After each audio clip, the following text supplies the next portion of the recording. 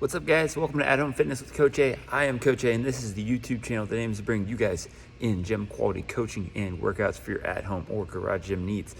It is the first day of the week of Christmas, Monday, December 21st, and we're going to work on some of the continuation of the improvement strength cycle from last week. Here's what we're looking at. First piece today, guys, is going to be that strength piece. We're going to keep working towards our goal of building up our L-sit strength.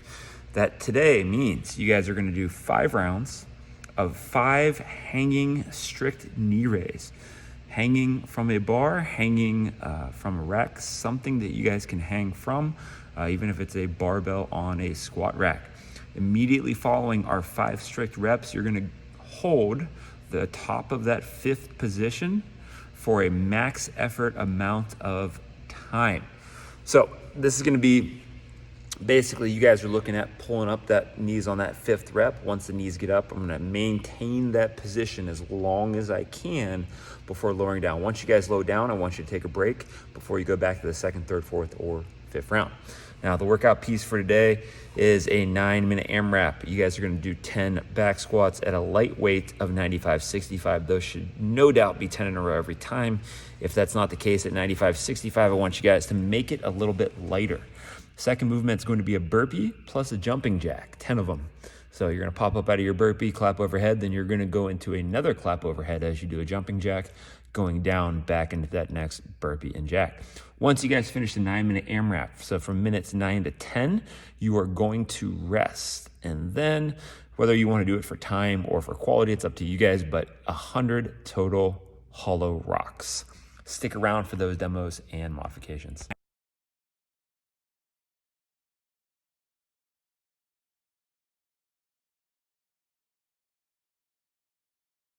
All right, so our strength work today is going to be a continuation of that single leg lifting we did last week. We're going to hang today, guys, and take the easier route of the two, bringing the knees up. So strict knee raises for 5, and then, as I mentioned earlier, on that 5th one, you guys are going to keep the knees up and hold, looking for a 90-degree angle at the knee, a parallel line with our thighs to the floor. And again, on the knee raise, I want you guys to try and fight the kip if it is something for you to naturally do. Try and make this as pure contraction strength work as possible, and then go for that max effort hold. Let's call the max effort hold a break when those knees drop below parallel with the hips. All right, let's check that workout. We're looking at 9 minutes, starting off with 10 back squats, 95-65. That weight should be pretty light for a back squat, guys. You should be able to roll through 10 of them straight through pretty much every time, unless we get some kind of crazy ridiculous number for sets here, and that would, in my mind, be probably 10 plus, 9 plus, something like that. So this should not be a weight that's really even that hard to clean up and press onto the back.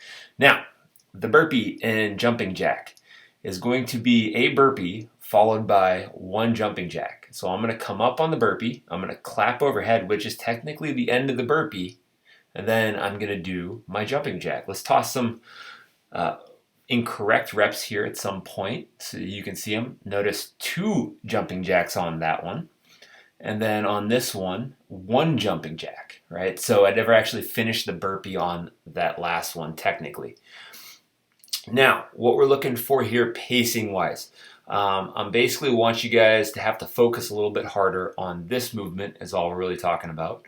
On the squats, like I said, I'm looking for straight through. So pretty much everything here is straight through. Nothing is necessarily rushed. More or less, you're just trying to spend as little time as possible not doing either of the movements. Now, once we finish our 9-minute AMRAP, we're going to take a 1-minute rest, so 9 to 10 on the clock, if you will, and we're going to go into 100 Supermans. Excuse me, 1 minute to 2 minutes on the Superman hold. So what I'm looking for here is extension and tension. Butts engaged, hamstrings are engaged, extensors in the back, lats, shoulder blades. If we need to make this less weight, so to speak, you're going to have to bring the hands back to the hips. What I don't want to see you guys do is bending the knees or creating a monstrous arch in your lower back to get that chest up off the ground.